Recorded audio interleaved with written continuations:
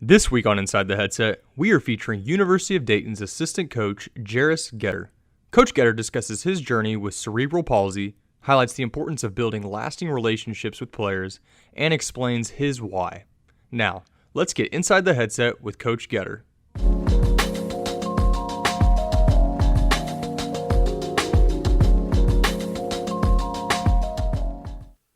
Coach, what is going on, man? How are you? Coach Price, doing great, man. How about yourself? Man, I'm excited, happy to be on with you.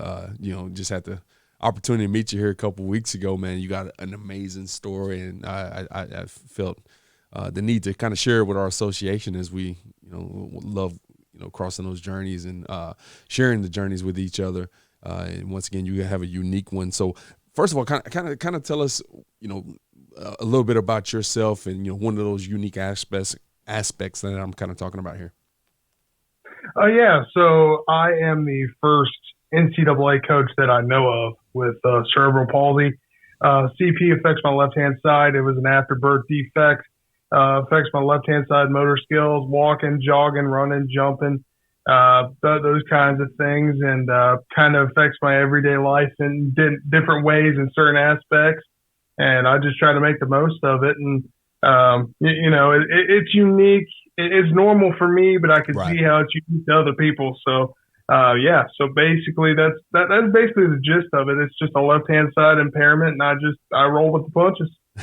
Coach, I love it, man. And you're right. It is, like you said, it's normal for you. It's unique in an aspect, especially you're kind of in a realm of your own as amongst coaches and kind of that trailblazer, for that, and hopefully encouraging anybody that's dealing with maybe an issue similar to that to continue to strive for their goals, because you're doing just that. Now, you're a unique member of coaches, especially at the collegiate level, that have never played the game. A lot of times coaches at least played high school football, professional football. But you've been able to come and be impactful at the collegiate level. Tell us about how you fell in love with the game and how you became a coach.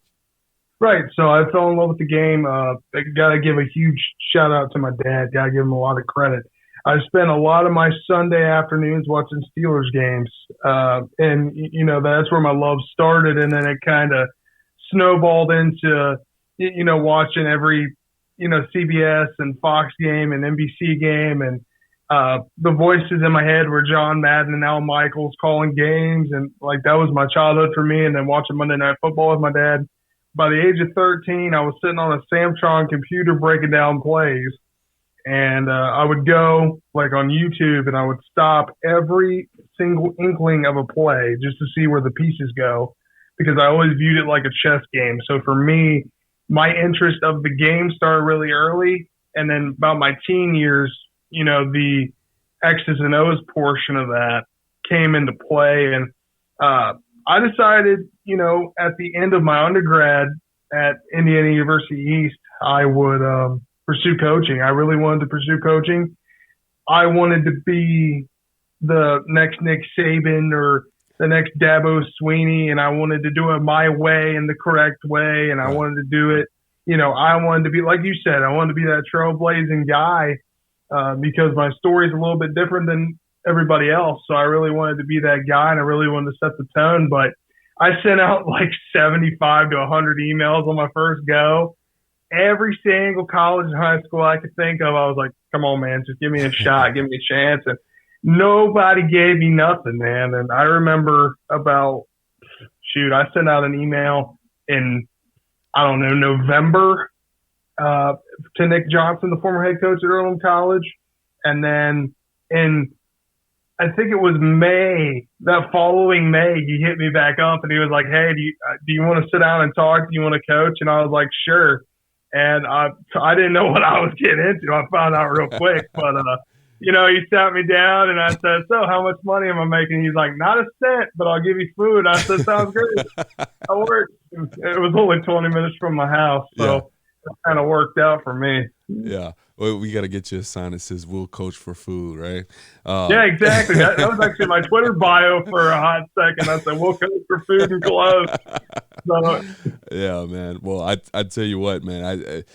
this is, I mean, we're probably eclipsing 200 episodes here.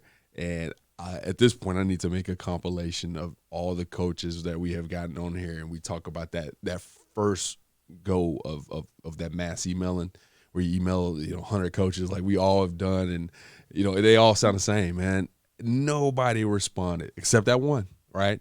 Yeah. Right. And it might be immediate, it might be a few months later. But that's all we need is that one opportunity to kind of get the ball rolling, and you did just that, man. You worked there for a little over a year at Earlham College as a defensive assistant. Now, one of the things that as I've done some homework here on you here, one thing that is not hard to miss is your relationships with your players, the guys that's on the team. You tend to have a very strong bond with those guys, from a relationships side of standpoint, building that rapport, being able to get the most out of your athletes. Why is that so important to you? And can you share a couple examples of how, creating those really impactful relationships have affected your life? Right. Absolutely. So I think forming those relationships as a guy with CP, it could be a little intimidating. I mean, now that I'm experienced with it, it's a little bit easier, because at Earlham, when I came in there, you can't just walk in and start disciplining kids they're not going to respond to that. So my thing was, kind of give them a perspective of my life and be real kid love about it and form those bonds so they can listen to you and they'll be able to run through a wall for you. And when I got to Dayton, it was like a disability didn't even matter to these guys, coaches and players alike. So I think forming those positive relationships, I tell my guys I love them every chance I get. And it'll be a practice. We could be standing doing scout team stuff, and I'll be talking to somebody like, "Hey, man, I love you," and they'll be like, "I love you too, coach." And it's just one of those things. I'll ask them, how the day's going, how's classes, how's mom and dad, how's grandma and grandpa, how's everybody doing? And I think that bond is what lasts a lifetime, and it's so easy, and it's really important because you want to make sure that you're involved in their life after football too. Right. You want to make sure that you're involved with them. I want to be invited to their weddings. I want to be involved in their kids' lives. I want to know what's going on with them. And every kid that I've coached, I've managed to stay in contact with, and I love every guy that I've coached, and I'm not ashamed to say that. Some guys are, but I'm not, and I'm one of those guys at the forefront. And I believe that if you give them, love, they'll respond to that a lot better than just yelling and screaming. And I'll get on them, but I'm more kid love more oftentimes than not. But you asked, give you a couple examples. So I have a guy in the NFL. His name's Adam Troutman. The first day that I got there, we were sitting doing coaches introductions with the freshmen and all the players, and Adam was a team captain, obviously. And the captains are sitting directly behind me, and Coach Chamberlain introduces me, and Adam Troutman, while in the meeting, leans up and goes, "So what's your name again? Where'd you coach?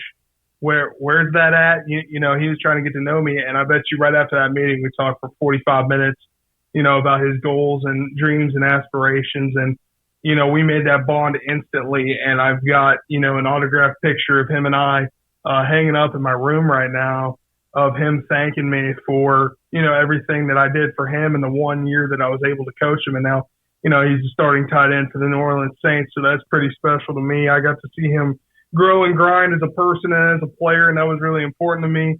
And, Brandon Easterling, he's an All-American safety, kind of a hothead. I hope he listens to this. He's a hothead. I love the kid, but he's a hothead. And I was able to actually calm him down during a scrimmage a couple of years ago. We were scrimmaging, and he got really angry and really frustrated, and I was able to take him to the sideline, calm him down, and I was only there for 2 weeks at that time. So the trust that they had in me to be that trustworthy coach for them was important to me, and that's been the most important thing. And I run the scout team, so those guys don't get to play. So hyping them up and making sure that they're giving us good looks so we can win on Saturdays. It all starts with, hey, you're just as important as every other dude on this team, and the reception of that has been great. Coach, that's awesome, man. I think, in this profession. It's so easy to get caught up in that rat race of the wins and losses and really be oriented. And I hate saying selfish. I mean, I don't think it's anything wrong with, trying to make sure your career trajectory is moving in the right place. But at the same time, when you become so caught up in that, you lose the focus of what your main goal should be, is developing these young people well beyond the game of football. And,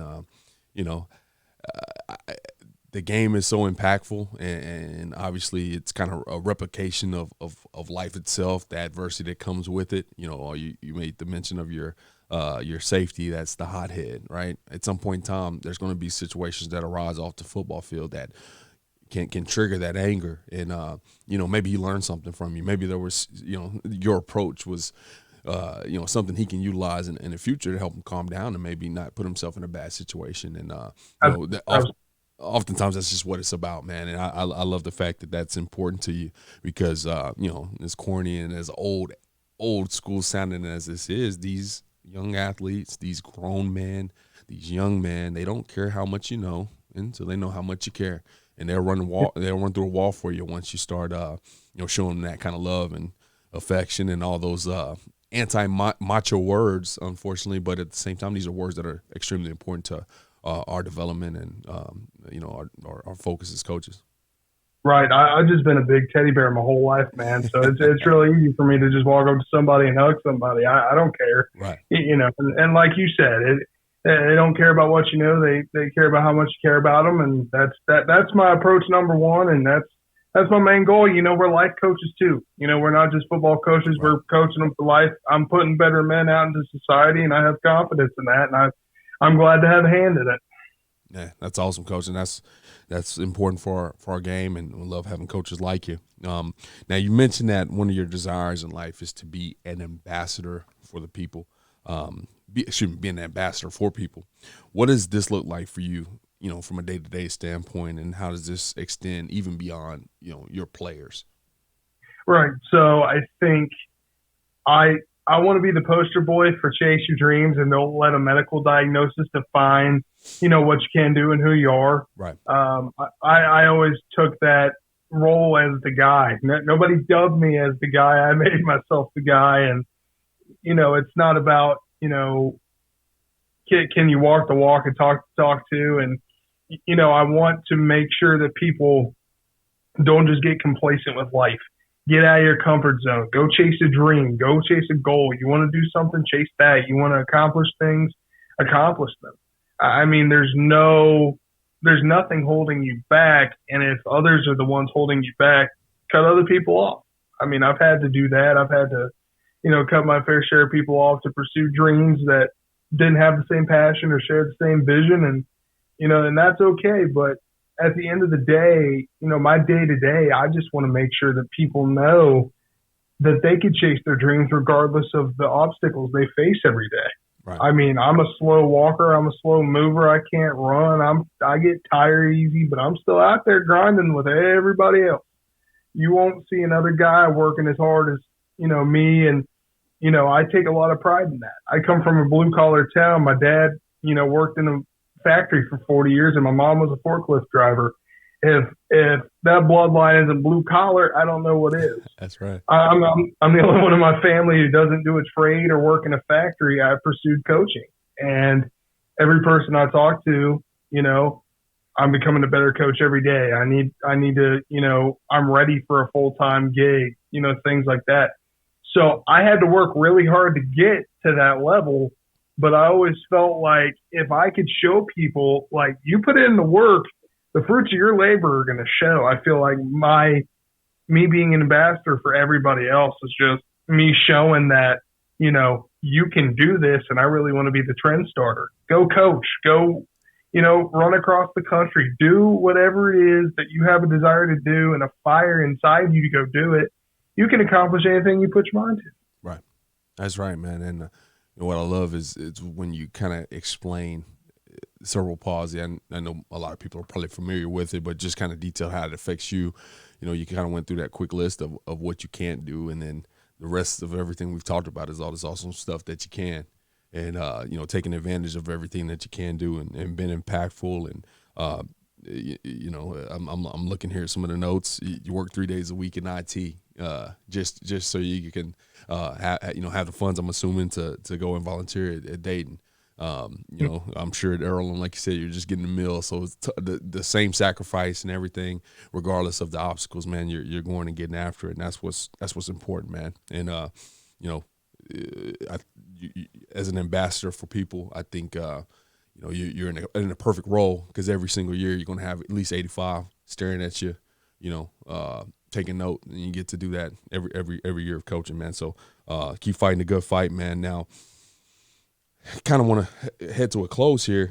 What encouragement would you offer to someone who is interested in coaching but might be struggling with, kind of some of the stuff we're talking about, some of that doubt, some of that, oh man, I never played high school football or college football. I love football. I know the game, but I'm, some of these things that people are challenged with. They don't necessarily have to have a disability, but there's a lot of intimidating factors that go into, going after your dreams.